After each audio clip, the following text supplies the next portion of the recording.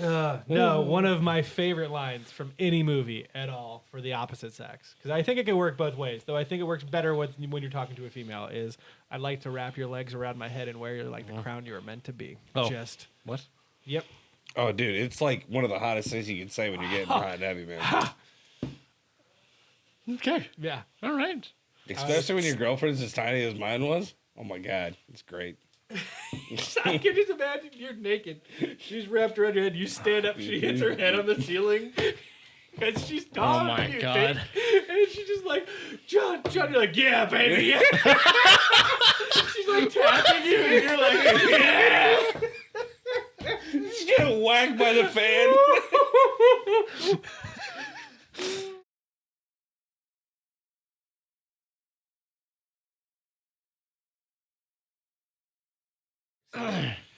Other nuts have been put there. All right, I think it's time to move on. Clink, clank, clunk. Clink, clank, clink, clink, clank, clunk. Hello and welcome to Strange Happy Hour. I am one of your hosts, Brent, the Jesterhead Metcalfe. Along to my left Dispatcher Mark Plover.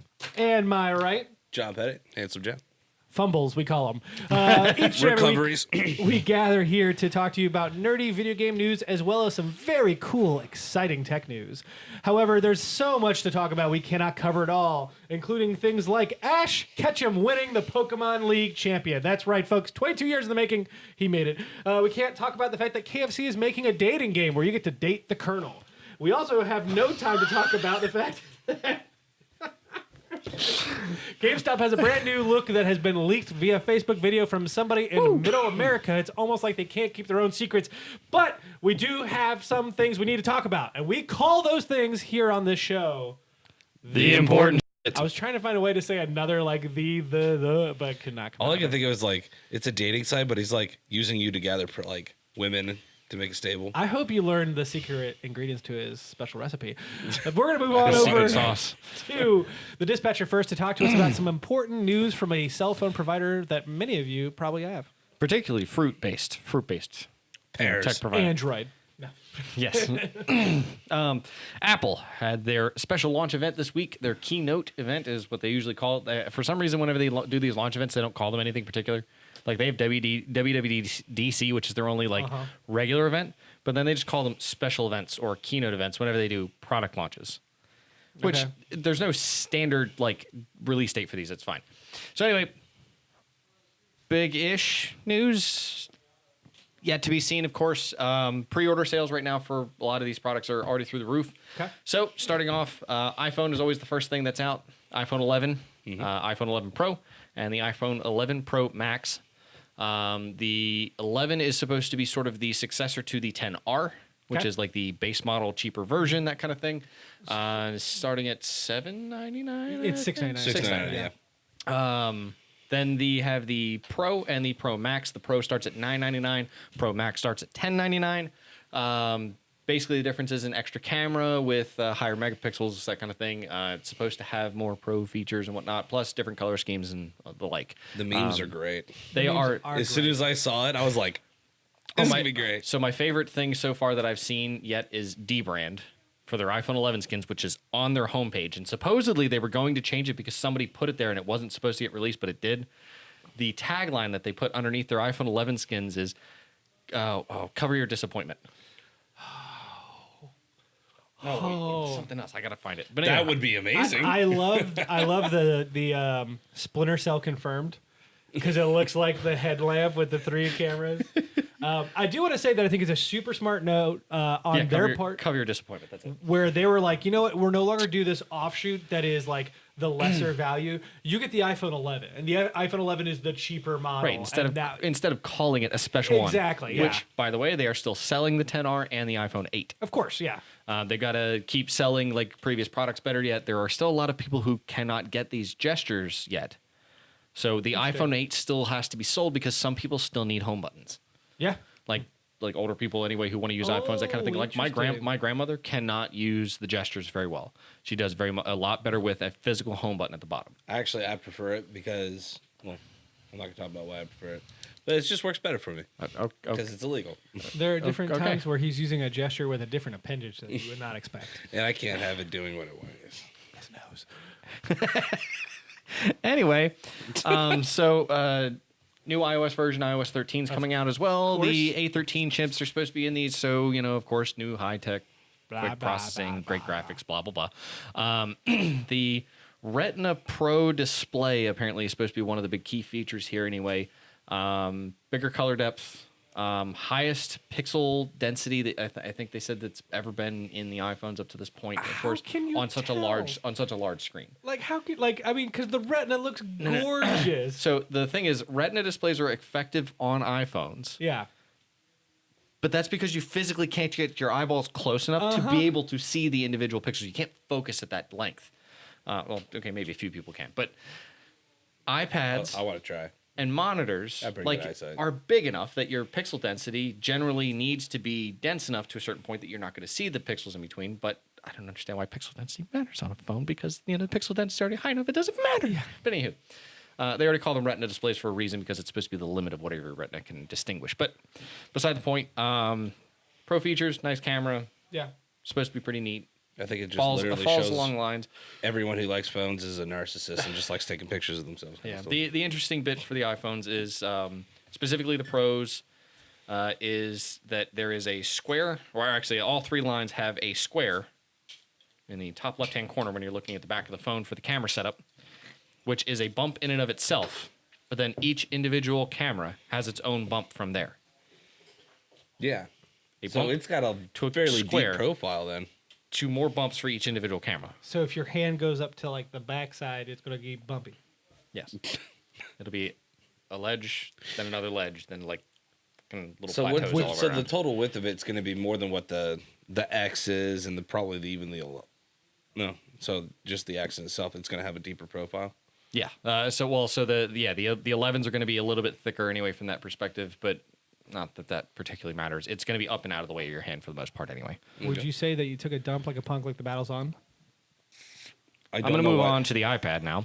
I totally feel like that's relevant. So the next generation iPad came out. iPad OS is a separate thing and has been a separate thing for a little while now. iPad OS is essentially an offshoot of iOS, which is specifically designed for tablet use. So you can do like multi-display things or multi-screen or multi-window things, that kind of thing on the display. They have mouse support now, but it's terrible. They really didn't build these to be laptops, so they don't want you to. So they made terrible mouse support because enough people have been clamoring for it. Pen support's always been there, and the keyboard and all that stuff have always been pretty nice. They have this thing now that you can attach to the side of it, so it makes like a video game console. It's like a giant switch, and it was like this thing that just clipped onto the side of it while it was sideways. It looked like a giant Xbox/Switch thing. It was really weird. I enjoy that. A Franken handheld. A Franken handheld, yeah. I actually forgot. Stepping back to the iPhone, and this chip may be in the tablets, but I can't imagine it is. Probably one of the more interesting features I think I've seen yet is a beam-based chip that Apple's calling the U1. Okay. That allows you to point your device at other physical devices and transmit data to them. So AirDrop has a new feature coming in iOS, which literally apparently with the accelerometer gives you the ability to go like this. It's Tony Stark, man. Just whipping it out. Beam things to the other device in the path of which you pointed it. Interesting. That is 100% Tony Stark. Like you want to be able to beam things like to your buddy. It's just go. Boop. I just want to know how many people are going to do this to their TV and break their phone and their TV at the same time. I'm just thinking they're just going to be going through like Wiimote all over again. They're going to be going through a store going, "You're getting porn. You're getting porn. You're getting porn." But I see really cool integrations with the Apple TV in this, and if Apple decides they're going to come out with a smaller version like the Chromecast, I think that would be really neat to have Apple-enabled displays all over the place. And go, boop, boop, boop, See, like I've been like, ever since AirPlay came out, I'm like, I wish I could just literally do this, and it would just go up on there because it would be that easy. Your wishes are about to be fulfilled. Yeah, no So kidding. that similar type of technology, I'd be interested to see on Android devices, especially since Google already has, the house market for television. So we'll see how that goes. A bajillion devices. We didn't talk about Slofies. Because they're not worth talking about. Right?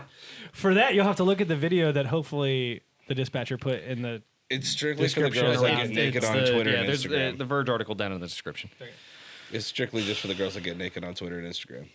I mean, I'm sure there's going to be some really interesting creative uses of Slofi. Yeah. I mean, like the It hurts commercial me to say it. The commercial video that they did was I mean, it was kind of funny in and of itself, but it was kind of cool to see like what it was supposed to be anyway. Like in the bag thing? Huh?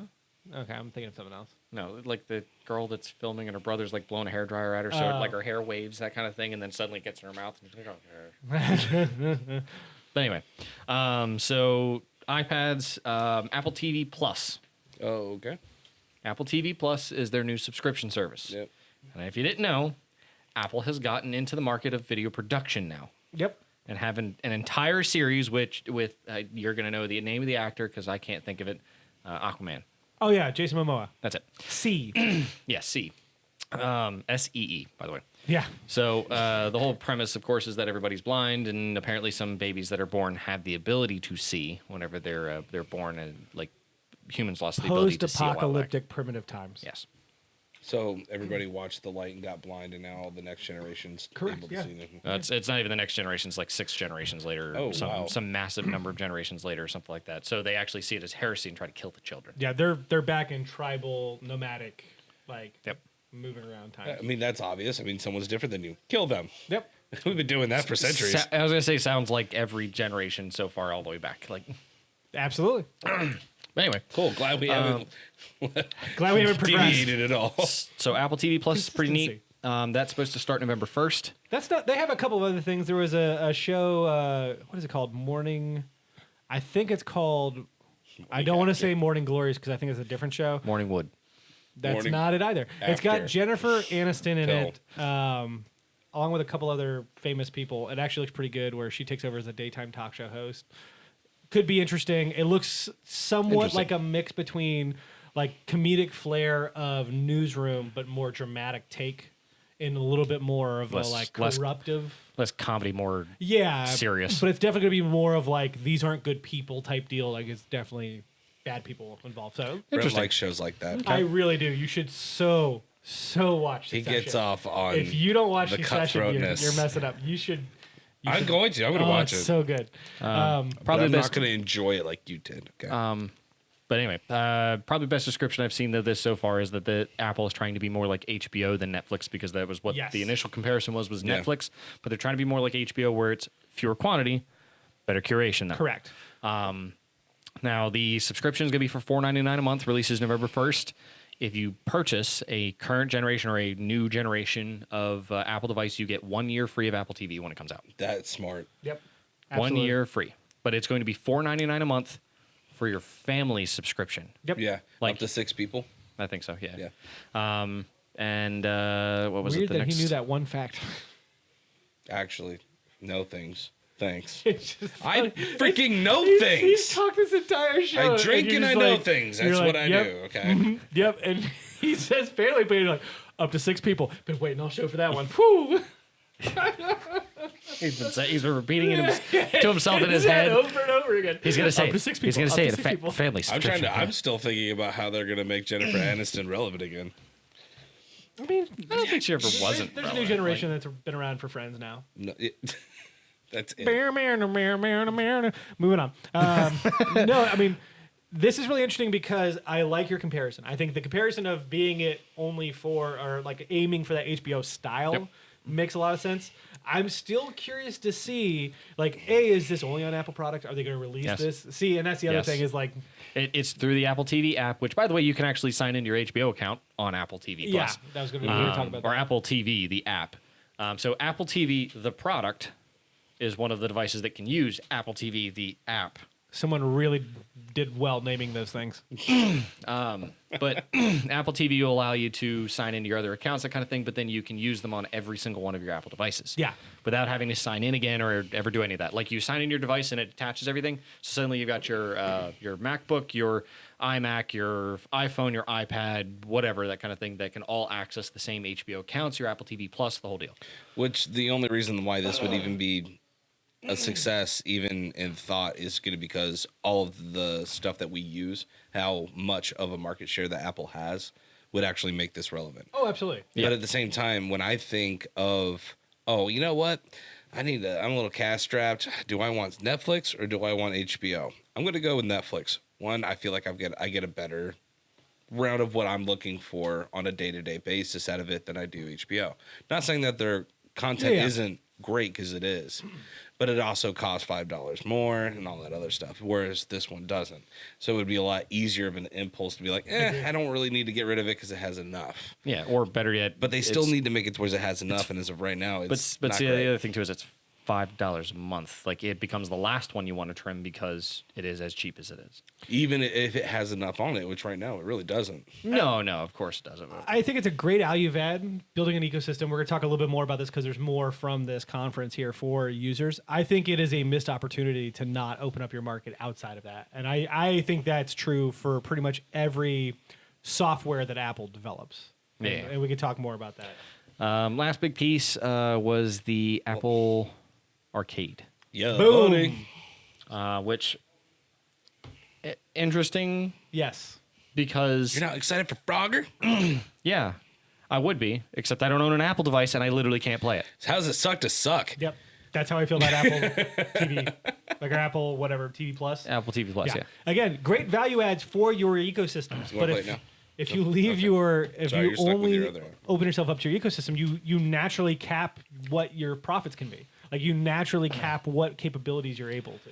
Right. And Apple Arcade's also $4.99 a month. Also releases, releases September 19th. Actually, by the time this video is released, it will be It'll out. be out. It'll be $5 a month. You get free. There's a free beta going on actually currently while we're Yeah. talking, and they're talking about releasing 20 games to begin with. One of which is going to be Oceanhorn 2.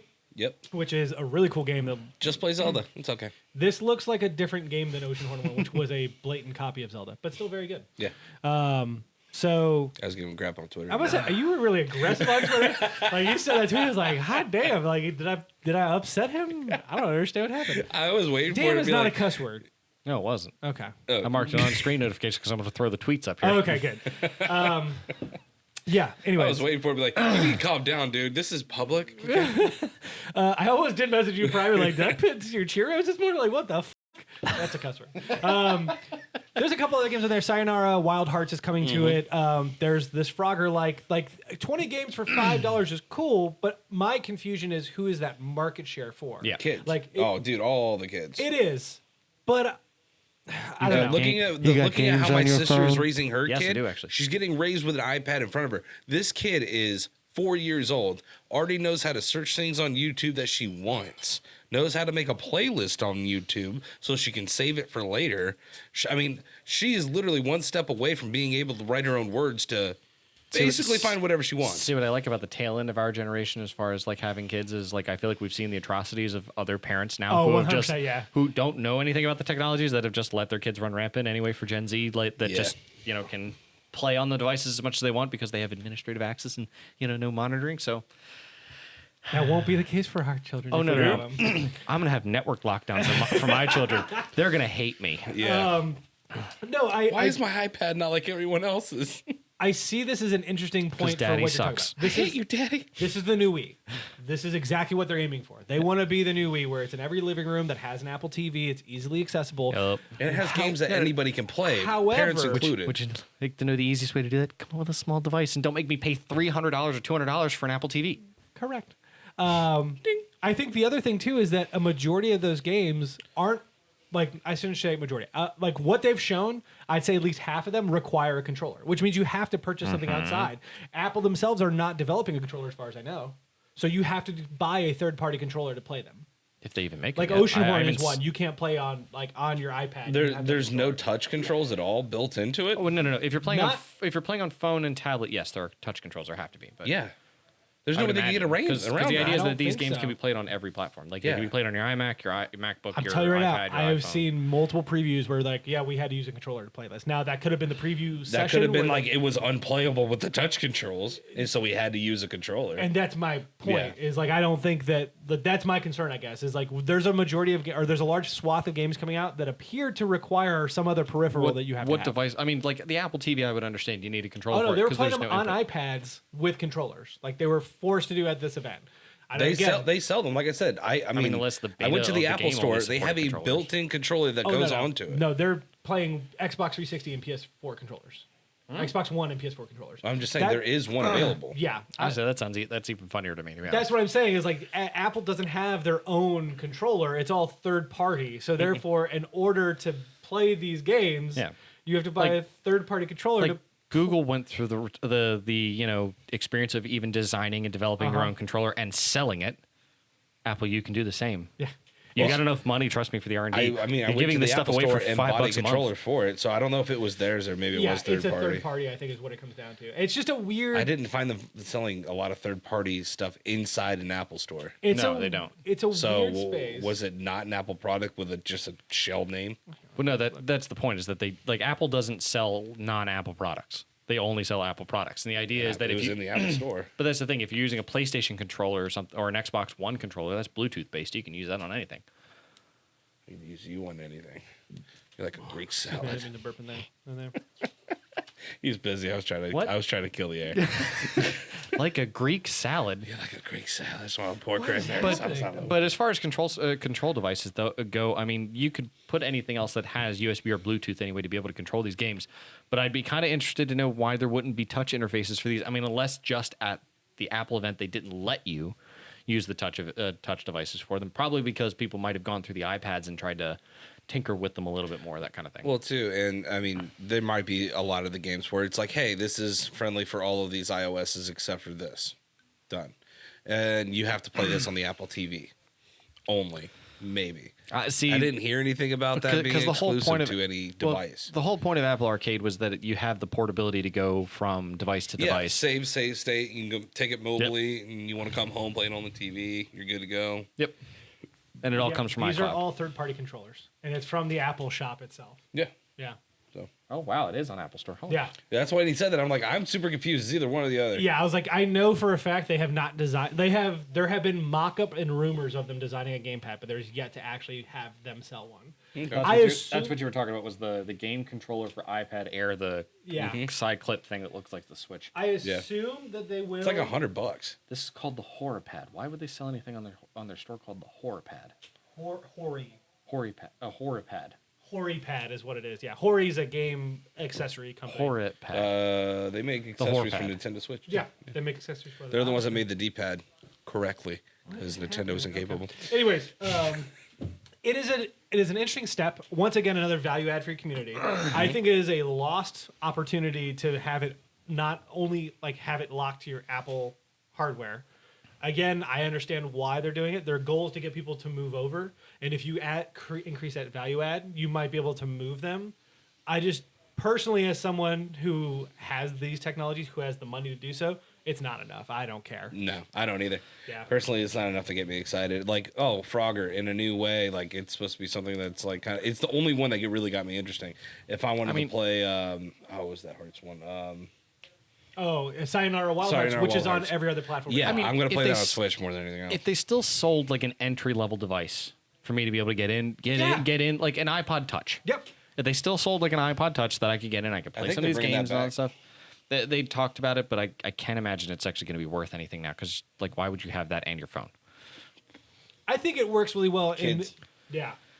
Maybe, but they're also going to have their own phones at some age anyway. So, what's the point? Yeah, they but have, but the 5 years iPad old. would be the only real entry level device that I could use to get in. And the iPad Air specifically would be the only device Yeah. I could get in, And and I'm pretty sure that's even still in the $300 to $400 range. I think it's more than that, isn't it? No, it's $350. But you're talking about the lower generations. Like if you're buying the newest Yeah. generation, you're spending well over that. Yeah. So I'm very curious to see where this goes. I imagine Google will emulate this to some degree.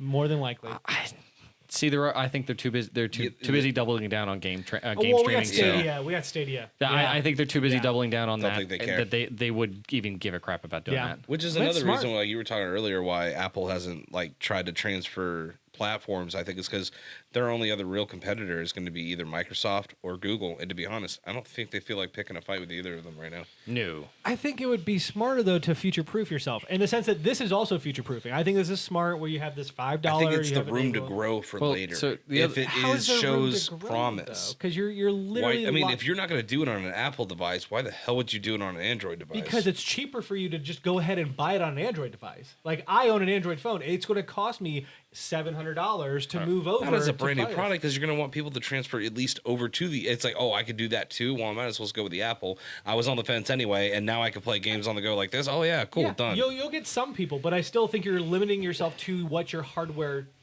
what your hardware sales are is what is as far as your market share will go. Yeah, I think Well, their market share is like 50% right now. to be honest, I think Apple TV Plus is going to be the That, right? Android owns more than that. what? What's the market share for Android? Something ridiculous, like 80%. Yeah. No, I thought it was 50-50. Because think about all the companies that produce Android devices. Not to mention, Android is open source. Yeah. So even if you don't get a Google license for it, you can still produce iOS or OSs. Maybe that number, I remember it being that It used to be. way, and I guess that's just a way older number than, Yeah. that I thought But it was. I think if anything, Apple TV Plus is going to be their big seller here. Agreed. Well, and that's the main one. Like the arcade makes sense. You're gonna leave that on your own thing. But Apple TV Plus not being a standalone app, you can put on your PS4, you can put on your Xbox One, Switch, whatever. I think is really something they're gonna regret later, or they'll end up changing it. Android owns 76.23% of the global market for phones. iOS owns 22.17%, and then there's other small ones like KaiOS. Like there's an unknown list. Yeah, Windows so- is still on the list at 0.2%. But at the same time, if you can't get, a bunch of people on your Apple equipment to want to use this, then why? I just don't see why Android would jump on. I think they're making it way too appealing for Apple users to not purchase this, or to purchase this device than it would be for not. It's $5 a month, $10 a month gets you both Apple Arcade and I would say Apple TV Plus, but you get the first subscription for a full year anyway. Yeah. So what's the point? Honestly, it just makes sense that they're doing this for retention. Agreed. Because what was it? Yeah. Marquez Brownlee. Because I don't know if you guys saw the Apple credit card. Yeah. Came out. Yeah. Because you have to have a functioning Apple phone In order to get it, to get it and use it. makes sense. So think about the fact that suddenly you're on an Apple device, that kind of thing. And Marquez said this specifically. Now imagine you're on an Apple device, you have an Apple credit card, you've got this, that, and the other service, that kind of thing through Apple. You've fully integrated an ecosystem, and you realize Getting off of it's going to be a pain in the ass. No, you almost can't, because let's say your credit card is now tied to it. You literally can't use that card unless your phone is on and powered. Yeah. So Well- if you're not using your Apple device, I guess I don't have to pay for it if my phone's not on either, huh? I don't think that's how it works. Oh, wait, that's not how it works. that's not- Oh, damn. that's not how that works. But It's a yeah. good first step. I would be surprised if it stays on their ecosystem like their other technology has. Yep. Some of it does make sense. Again, that arcade staying there makes sense because you can't make the same deals with people when you're on another platform. However, the streaming service is one for me that it's a no-brainer. Why would you not expand? Well, it? and Apple It's the doesn't like same- the open source anyway. They're not a fan of it at all. It They doesn't- want full control over everything. True. But again, like if you want to make money, because if you're offering good shows and it's $5, that's value add for anybody who has a device that can play it. Yeah. So why would you not? I mean, they're recouping all their costs from you purchasing the devices anyway, because I think their profit margins are something they're absurd. gonna so. because they charge the most. Yep. Well, yeah, they do. Well, next to Samsung maybe, Yeah. but I mean, they're going to make most of their money off of you buying devices every year. So Bring the back thing the is, that blackjack. $5 a month to them is a drop in the bucket, because even though they're going to take a loss on it, they're going to recoup those costs. Yeah. They're in an interesting position. I am very curious to see how this grows. We also know, like you're talking about, the Apple TV app, where it's actually allowing you to integrate all of your streaming services. So if you want to go and look for BoJack Horseman, you can search in the app, and it takes you to the streaming service that Right. actually has it, so you can play it. And it doesn't Super take you to their intelligent. app. It takes you to their portion of the streaming service within Apple TV app. Correct, which is connected to your. Which apparently streams pretty well. Like, it actually runs pretty smooth anyway, like that, because I it's would hope Apple's so. managed app. Yeah, But they just have access to the video streams. Yeah. So Now, the interesting part about this, and I think I said this at the beginning already, okay. is that they've had record-breaking pre-orders for this because of this Yeah. keynote. Do you think it's Record-breaking. because of these add-on services, or do you think it's just the technology? Or Like I both? said, everyone's a narcissist, and they saw cameras, and they were like, "Gimme, gimme, gimme." Well, so here's the deal: the technology is really not all that impressive. Like the pro version of these phones, Yeah. honestly, isn't that great. Why the didn't they iPhone do 4 11 cameras? is a much more impressive feature for the majority of people, because you don't care if your camera's top spec, like the best of the best, and you've got 3 cameras on the rig. You really don't care. Well, and isn't it cheaper than the baseline has been for quite some time now? Yeah. It's Yeah. about the price of the 10-hour released. Yeah, the 10R, but Yeah. like the baseline, like we were talking about. Oh how yeah, they like rebranded whenever essentially. it was the 10 and the 10, Yeah. was it the 10 plus max, 10 whatever. 10 max. really set $1,000, right?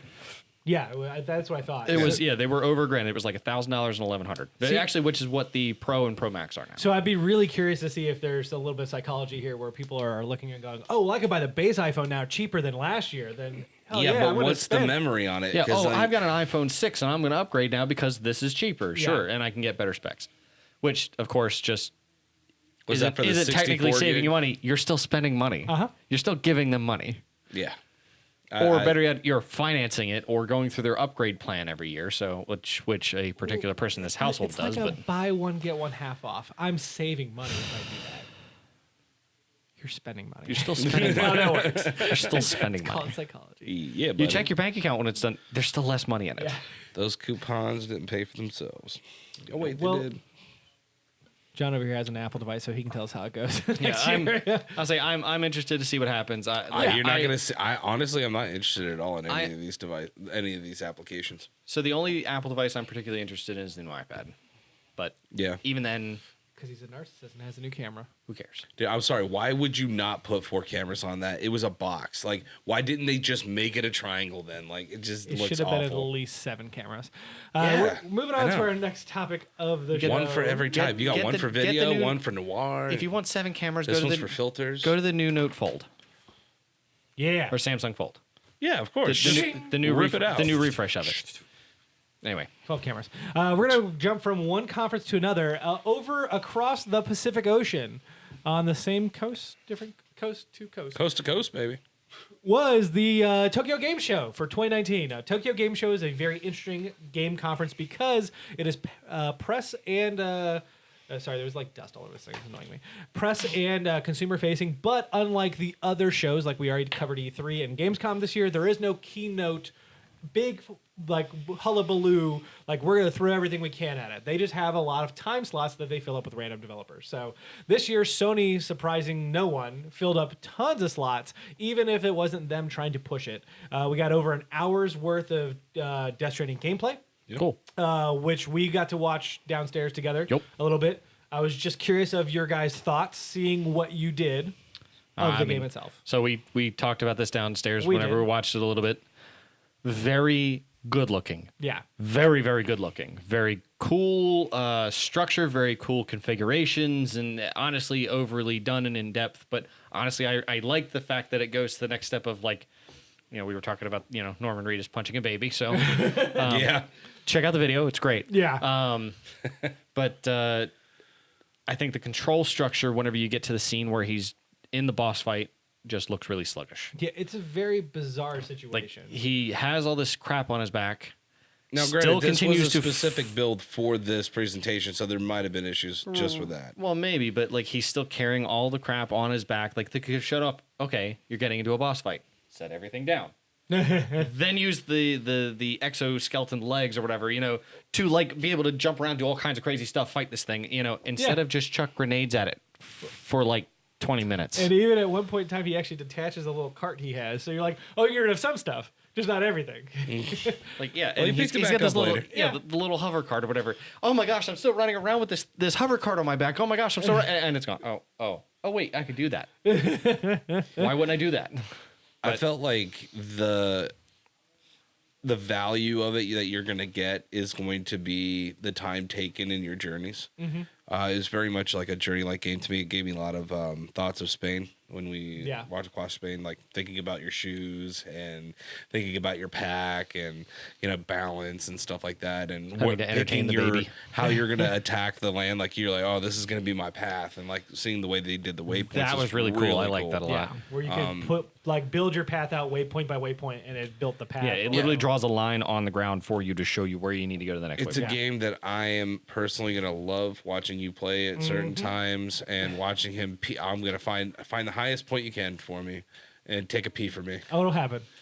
but I'm not gonna play it. No. It's not my game. It's not my speed. It's my psychological level. Like Kojima thinks, I enjoy his thought process on things. I do appreciate him as an artist and a creator, full sail. But I just can't. That game looks so boring to me. Like, I just need more things happening.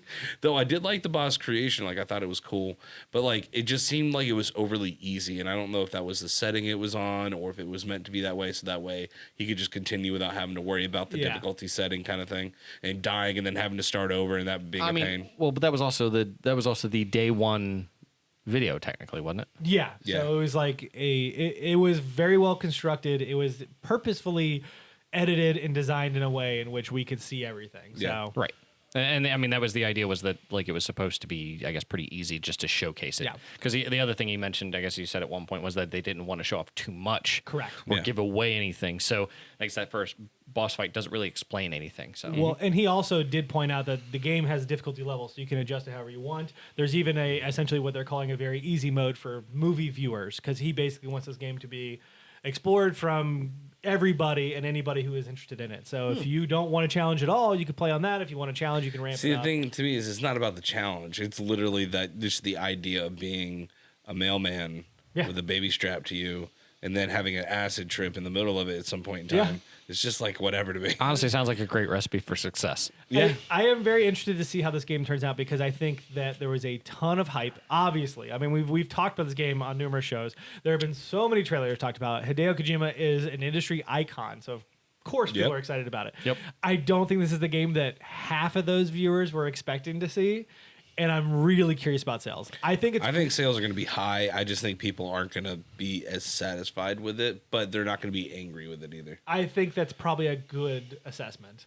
I, for one, am very excited. I mean, everything we've talked about here. The journey, I actually didn't put 1-to-1, but I do think that's one of the reasons why I'm very on board with it, of like traveling across mountains and checking your shoes.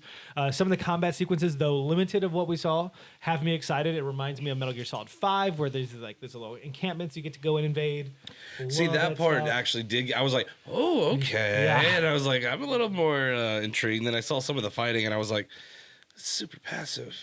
And then the actual, I guess, supernatural elements. I don't even know if you can call them that at this point, but I am so genuinely curious and excited. Oh, yeah. There's no You way start those- walking into a sketchy place and suddenly, like, the little baby arm starts, going out all over the place. Honestly, still, my favorite part is after you finish the boss fight. The boss, like, floats off or something like that, and the baby has control of the little arm thing, that pops out of his shoulder, if you didn't know. And it's like, waving. Bye.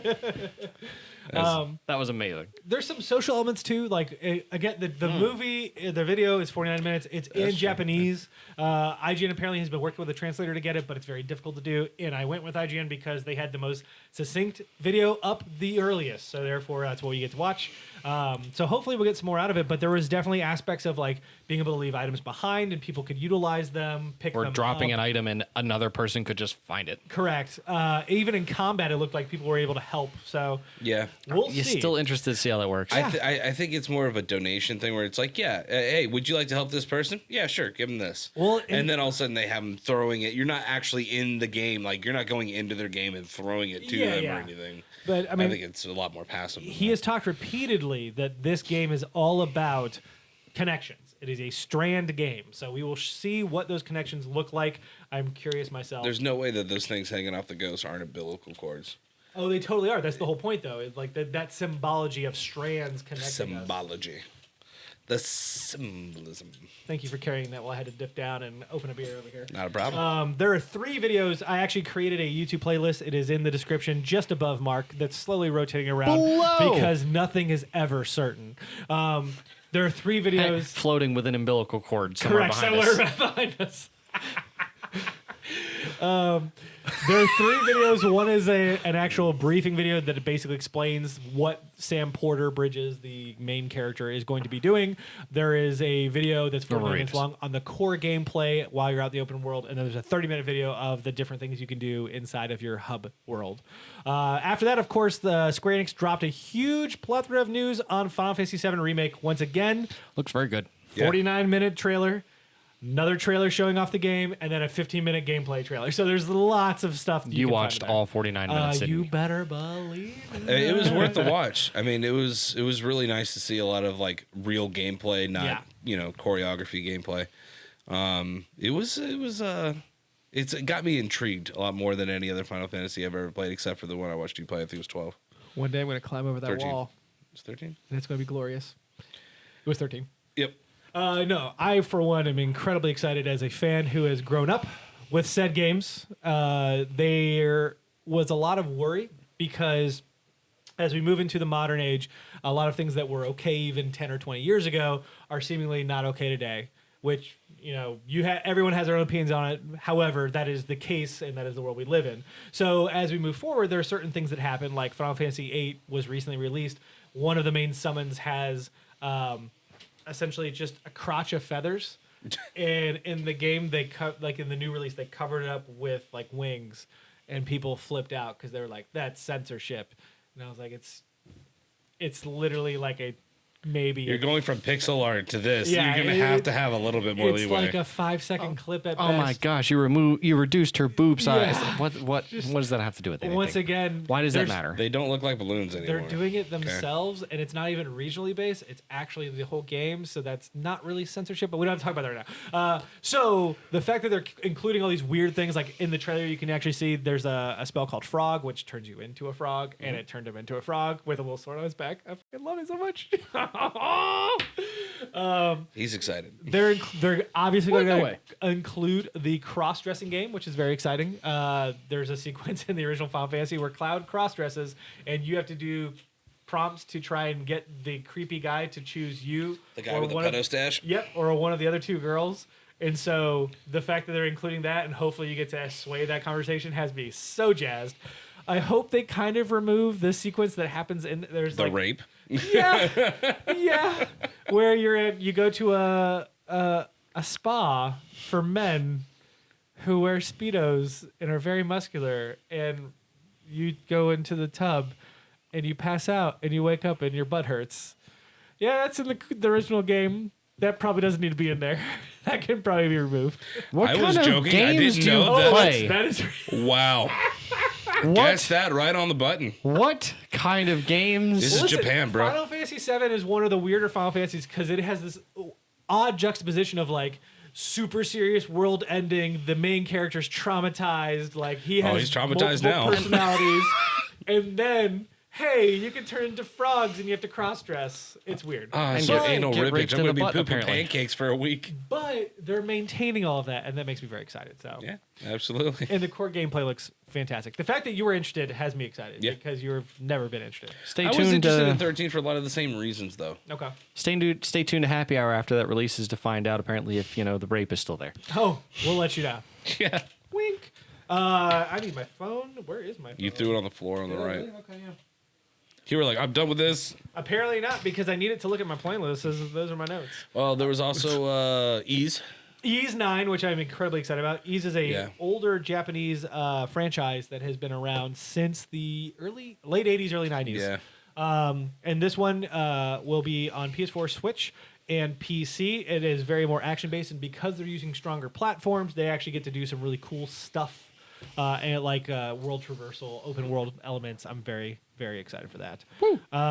Yakuza Like a Dragon. Yakuza 7 Like a Dragon. Dude, it looks so good. It is so weird. So Yakuza franchise is essentially if you were I would get the basic premise of the Yakuza. so you play as the Yakuza, but almost all of them have been like, hey, here's like a street in Japan in like Tokyo or wherever, It's like an area of control. and it's like Grand Theft Auto in that street where you get to go around, you get to beat people up. There's fights. It's no gunplay. It's all because It's Japan brawler. doesn't have guns, so it's all brawler. But like you get to go stupid things like get in fights in convenience stores and microwave people's The heads. only people that have guns are the people who are really bad and don't give a crap. yeah. Like they have it like in one of the videos, like you would slide across a table and his head would go into a microwave and it would like fry him. Yeah, it's bonkers. And so it's always been this That's action amazing. open world game. Yakuza 7 is a turn-based RPG where you build a party and you select commands. And a lot of people were weirded out by this because this was dropped this year as an April Fool's joke originally. Oh. And apparently people were like, oh, I'd play that. And they're like, cool, because that's what we're doing. So it was the ultimate April Fool's joke was. that lasted. It was like, thank God we didn't waste all our money. But my favorite part is like, because in every turn-based RPG, especially Japanese-wise, That is by far the best way to test a product. Yeah. And say, oh, it's an April Fool's joke. Wow, we'd actually really play that. Plot twist. It's a real game. Oh, my goodness. Oh, man, that would be really terrible. Cool, put the real-time combat back in. Different direction. But like one of the things in those style of games that you get to summon creatures to help you. And so in the Yakuza game, Like a Dragon, he pulls out his cell phone and he's like, summons a cloud of crawfish. And they attack his and they enemies. attack the enemy. It is hilarious to watch. So ridiculous. I've never played a Yakuza game, and I'm gonna have to start just to play this His game. hair is getting me because like they do like certain cuts in the trailer, and his hair would be normal, and all of a sudden it was afroed, and then normal and afroed. I'm like, oh my god, it looks very good. So Yakuza looks fantastic. Also, they showed off a new Gungrave game. Yeah, definitely looked really good. It was.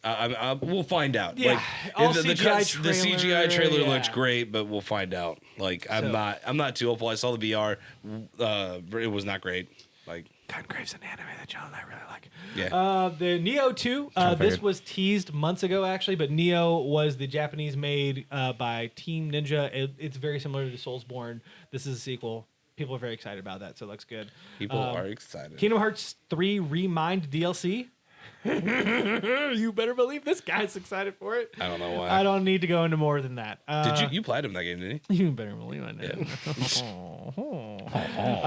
And then a slew of anime-related games. So we creepy. had One Piece Pirate Warriors 4, Dragon Ball Z Kakarot, Sword That Art was cool. Online, Alicization,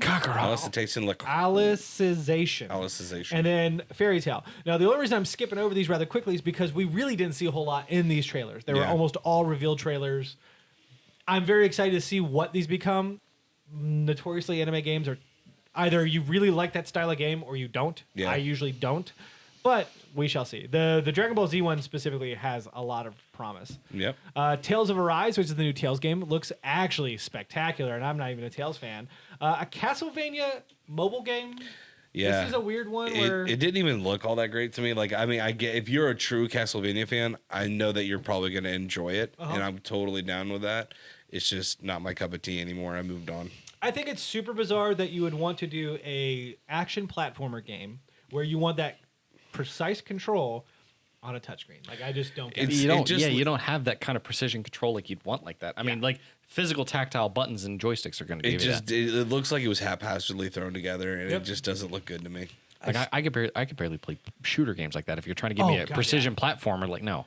Yeah. Get out of here. And then the final thing we're going to talk about, because it's at the bottom of our little list here, is Ring Fit Adventure from Nintendo. Oh God. So you have to, please, viewer, watch the full trailer. Let me give you one of the first quotes I gave to the group here, because I was like, does anybody else get a shake weighty vibe here? Imagine turning a shake weight into a game. That's how it looks, and that's how it feels watching the commercial. So Nintendo did tease this last week, where they showed a very small preview of people who had this plastic ring in which the red Joy-Con, so I guess the left, right? I don't know. One of the Joy-Cons. They're interchangeable. Some of them are on the left, some of them are on the right when they're red. Depends on when you buy it. That's weird. I don't like that at all. You should pick one color or the other. Anyways, slides it in, and then they put another Joy-Con in a leg strap. It goes around. This is the Ring-Con.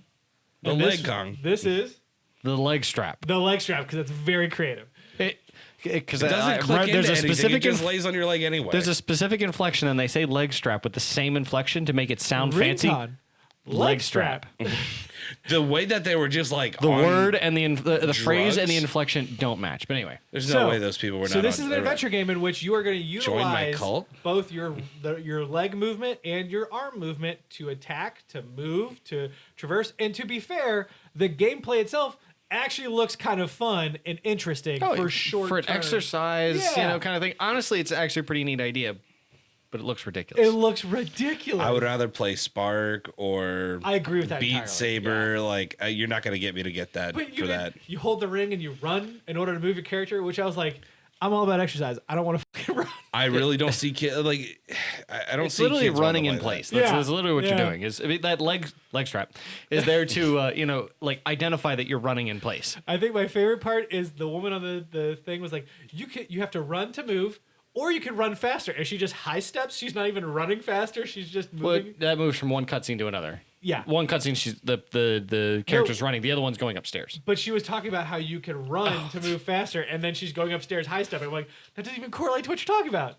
This trailer is all over the place. 7 minutes, worth every minute. The best part, honestly, is the two people that are there talking about it. The guy and the woman and man that are there talking about it look so fake. Oh my god! You think it's a parody. Yeah.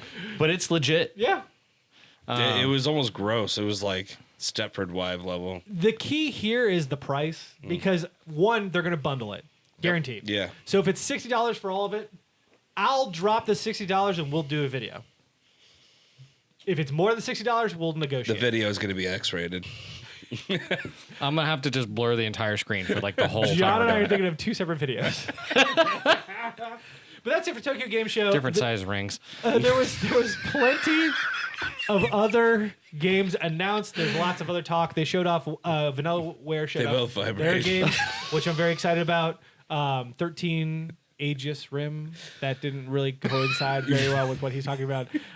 However, Tokyo Game Show is again really wonky. I just wanted to hit the highlights. Yep. Again, we have a YouTube playlist that you can go and watch all the trailers.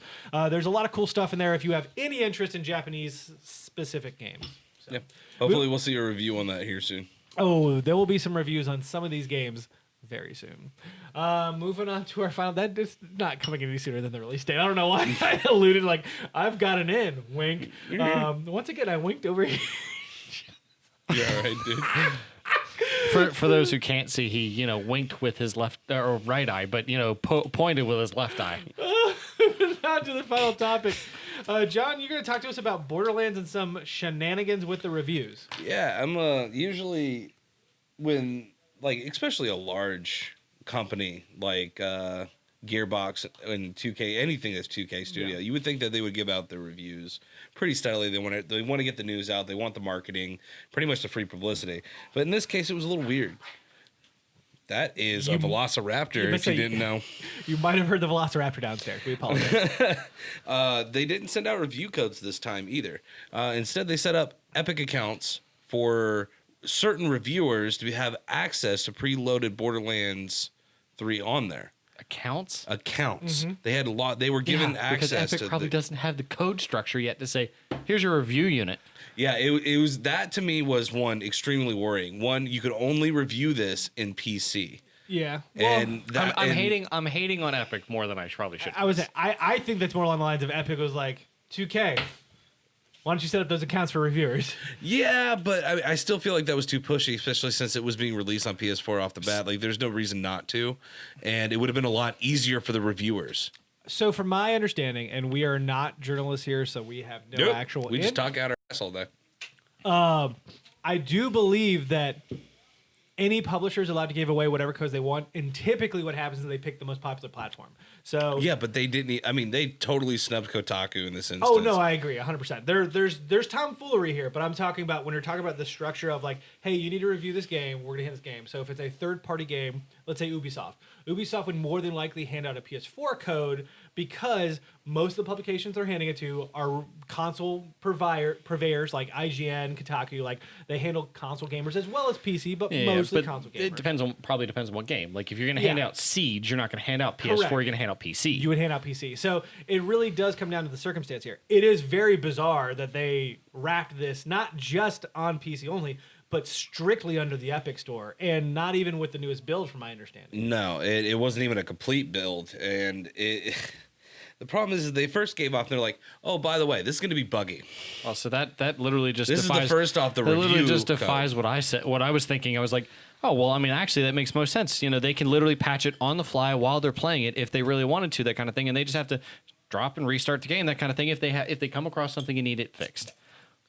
Nope. But if that's not what they're doing, Yeah, I mean, what the fuck are you doing? In an interview Why? with Polygon, it was like, "Oh, by the way, this might be buggy, and you might run into some issues." And it's like, really? Why? I mean, that's fine. Okay, not all builds that they're going to get for reviews are going to be perfect. But the problem is, one, they didn't get it till like a couple weeks before. Like And like you don't, it just so the only it reason didn't smell good from then, especially when people were talking about it online. I don't understand why they had to give them separate accounts for it, unless for some reason they were going to remove their access to those accounts. To be fair, or to point out as well, this isn't just for review sites. This is to anybody they sent an early code to. So, kind of funny. Had to get these brand new Epic accounts, not the ones they already have that they were already utilizing. They had to use the accounts that were handed to them. You know, Easy Allies, any content creator, they had to use these specific Epic accounts to do it, and that's what's fishy to me. Why wouldn't you just like figure out what their username? It's something they can monitor. Why wouldn't you just figure out what their usernames are, and then give them access to the game? Like, you run the database. Yeah. You run the administrative panel. Just here, it also stops leakage. No pun intended. What do you mean? No, it didn't, because they actually had a bunch of content leak beforehand. Well, that was on them, not on the reviewers that they were sending it out to. No, that was also on the people they sent the codes to, like the people they chose. But like, if that's the whole point, is that you're trying to prevent certain individuals. Well, it would be a lot easier to figure it out, because what was the you only content gave leak? this person this code. They're going to know that code was used for another purpose. Well, no. So that's the thing. If you give them an access code to something, or better yet, just figure out what their username is and boop, enable the game for them, that kind of thing, for a set period of time, that kind of thing. People aren't necessarily, like, if you're talking about content leaks, like somebody else giving somebody else the password to this account to be able to play it. I mean, like that. So that's not going to matter, because you're not going to give your personal account to somebody to be able to use. At that point in time, I would have said, you're going to come to our office and play it here. I feel like that would have been the better play. So but the problem is then you're going to force so many people to go places they're not going to. And they'll do it. Some reviewers do.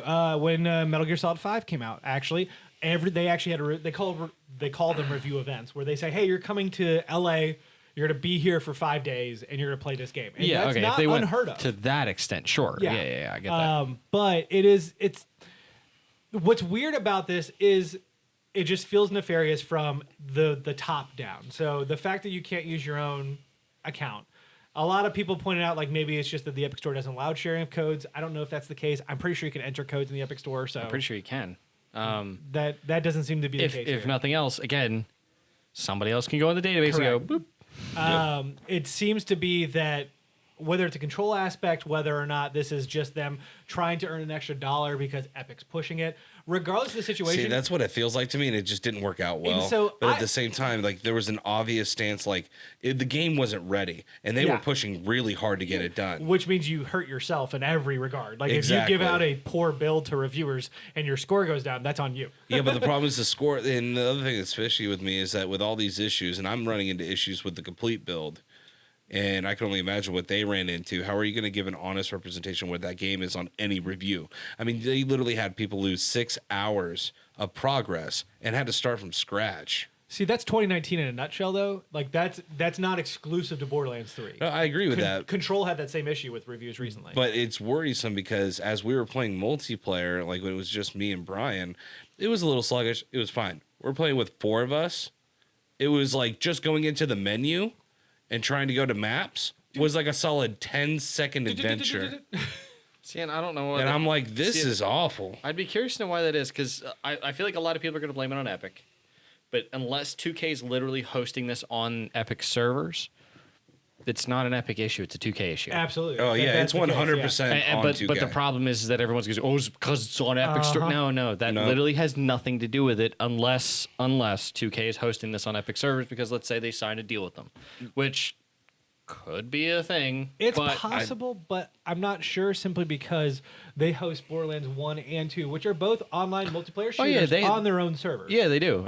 But like, I would imagine, especially if they're hosting PS4 and Xbox as well as PC, then they're probably going to have their own servers to manage all this, because you're going to have your own servers to do each bit. And it would be much easier than trying to rely on a third party. Oh, yeah, 100%. Well, if you've already got the infrastructure for it, just keep going with it. Well, the part that really bothered me, too, is a lot of people weren't, like, normally when you hear about stuff like this, a lot of reviewers, a lot of personalities are like, this does not bode well for a game. We're not seeing a whole lot of review copies going out. We got a lot of people saying that they're being held back. We're having to do this weird stuff. No one really got that weird kind of vibe that I would normally see. But a lot of the people I was hearing that from, they were getting review codes, so I don't think they cared nearly as much. Yeah. I heard a few things, kind of funny, which we both consume from time to time. Kotaku and IGN all of them said, this is weird. This is not normal.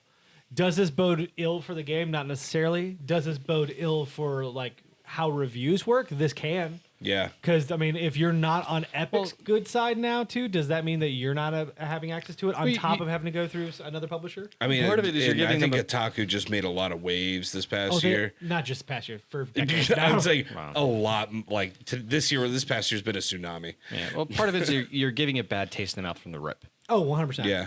Don't just give my account temporary access. No, give me a separate account that I have to sign out of mine, then sign into the other one, then get started, then download the game. Yeah. But in that time frame, I also can't do anything else on my Epic account in the meantime. Like if I want to sit at home as a reviewer and play the game, that kind of thing in my off time, well, suddenly now I've got to take this work account home that's assigned to, this instead of like me as the individual reviewer or whatever the deal is, It's a very bizarre situation, and that's one of the reasons why we want to talk about it, is because this is not normal. And when things aren't normal, you should discuss it. And it doesn't even feel good. Like nothing about it felt good. Like with all the lag issues we had, the multiplayer lag issues, like a lot of the lag issues dissipated when you got off, when you got rid of players that you were with. Like terrible players. Yeah, I got it. Yeah, exactly. I winked the right time. The right You can definitely tell. right time, right direction. You can definitely tell that the game was finished under stress, and they're still working on it. And I guarantee you're going to see a lot of patches coming up here in the future. I've had game crashes as well. Not a whole lot of data lost, if any at all, and a lot of progression issues. I haven't had issues with, but I know other people have, and it kind of sucks because under normal circumstances we would have all heard this. This would all have been voiced, and their sales probably would have been hurt, and I think they know it. And that freaking irritates the shit out of me. Well, to be fair, the review embargo was release day, which is weird in general for a big game like this. What are you playing on? PS4. PS4 Pro or regular? Yeah. Okay. I just want to make sure the audience knows. I'm still debating on whether or not I'm going to go for it with Epic or if I'm going to hold out till Stadia. So, and as far as I know, it does, like the issues that they were having were cascading from PC to PS4 to Xbox. Well, that's the thing. The servers are all hosted. Like I said, they're hosting their infrastructure. They're hosting their own crap. Then it's going to be 2K server issues. And realistically, the nice thing is lag issues. You don't have to download a patch for that. You don't have to wait for that stuff to get released. When they fix it, it's done. It's good. That kind of thing. The minute it's fixed, it's fixed. And I mean, for all I know, it's because we were playing it on peak time. Like it was the opening weekend. It was going to be a lot of heavy server action. I'd say this is again something I don't understand. Is this seems to happen with every single game release that's happened so far in the last decade? It's not like they're only making never seem to handle the traffic influx. $1 billion with this game on opening weekend. They can't scale up fast enough to do it. Or to handle it, which is ridiculous. Because how can you not guesstimate based off of pre-orders and everything else, all the data you have? The most ridiculous one I'd ever heard of was when they had to purchase more hardware to handle because they literally didn't purchase enough to do it, which means that you have a two week downtime or whatever, that you're a 2 week wait time where this is an awful experience and the game's pretty much toast at that point. It's almost like Anthem. It is just very bizarre. Thanks for that, Brent, because it hurt me. It's unfortunate because, this review situation probably has nothing to do with what we're talking about now when it comes to the quality of the game. But the issue is you'll never know. Yeah, and to be honest, I do feel like, the people who would have been waiting. And again, a lot of the people that had reviewed this game didn't have a whole lot of lag issues and whatnot, so it wasn't really prevalent. But I think if there were more reviews out there, it would have been a lot more prevalent. Oh, absolutely. Oh, yeah. And there would have been a lot more questions to be asked, and there would have been a lot of people waiting, and they didn't want that. Agreed. Yep. And that to me is just dirty. Dog dirty. Let us know what you think about this situation, along with TGS and, of course, Apple's event, keynote, whatever the hell they call it now. Nothing. They call it nothing. Apple's special event. Doesn't matter.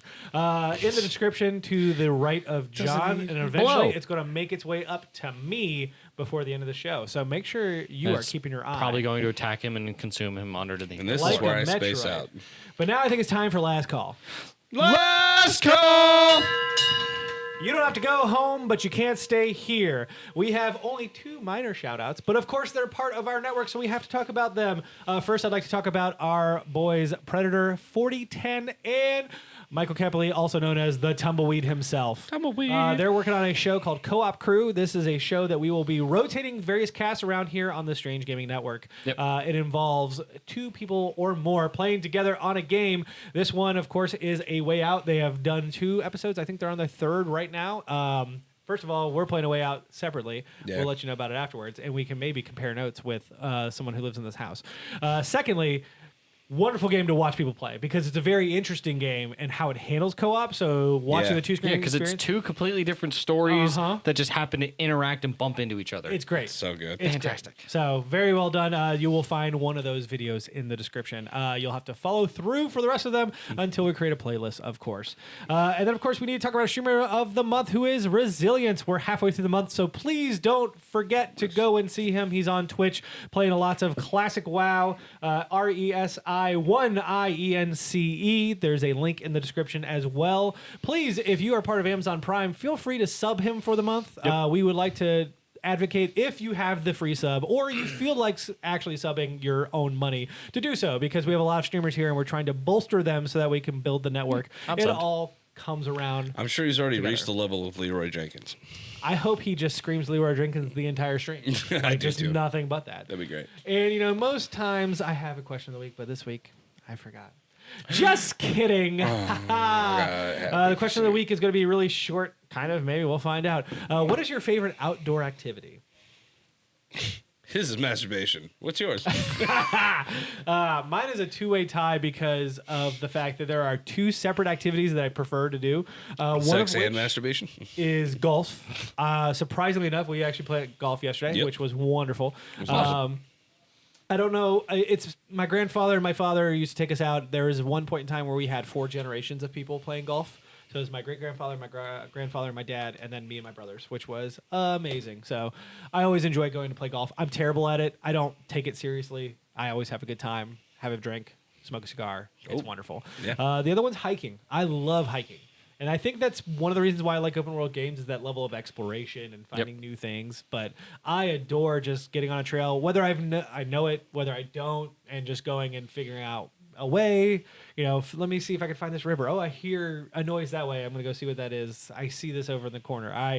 I could, if I could afford it, I would probably just hike forever. Take my dogs with me and go just travel. Yeah, dogs do make it fun. Yeah. I'll throw. Let's see. Number one for me, I'll join you on the hiking train anyway, but I'll sort of bundle it together with camping. Okay. There you go. So the two of them kind of go hand in hand to me anyway. Like you're out in the woods, that kind of thing. Yeah. You're camping out. We did a strange event, camping out that of course somebody at this table didn't join us. John. Because whatever. Yep. But What? I went. I've always enjoyed camping. I've always enjoyed hiking as like the two of them together, especially if you I almost killed you. camp along a trail. Yes, he almost I know you stabbed did. me because there was a massive spider on me. But anyway, It was big. It's a very big spider on my shoulder. yeah. But the second major event, I'm going to throw the picture up. The second big event or second big, I guess, outdoor activity that I really enjoy is driving. Okay. So going to the mountains, that kind of thing, taking the car out and enjoying like the sights of the side of the mountain, that kind of thing, enjoying the nice winding roads, that kind of thing through the mountainside, taking the motorcycle out, doing the same thing, that kind of thing. Oh, God, I love it. Especially in the fall. Okay, no, actually, that I can't stand because all the damn leafers are out. All the people who come from fucking Florida that want to come up here and want to look at the leaves because, look at the pretty colors, except used to I'm live doing in Florida, 15 right? miles an hour up the road. They really should Yeah. stay in their swamp state. I really do. Plywood, stay there. I got out of the swamp state. I don't want to go back. I'm That's proud cool, of though. you. I agree with you. It I takes do a lot enjoy to dig yourself out of such a deep and utter pit of chaos. I don't understand what's happening. Yeah, that was really in Hate depth. Florida. Okay. With a passion. What are your favorite outdoor activities? Not Don? being in Florida. Okay, that's All a great right, one. All right, that's the show. Actually, it's kind of more like just relaxing. Not necessarily. I like doing all those things. Like those are. I mean, I do them with you. I do them with you. That sounds Sometimes dirty. by myself. I like to sit outside and read. Okay, Like yeah, just okay. kind of hang Yeah. out and enjoy on a nice day. That's one of my favorite things to do outside. If only Okay. you would finish my book, and that way I can have it back. I'll just give it back to you That's because probably a good I idea. finished God of War. So So we're worth done. it.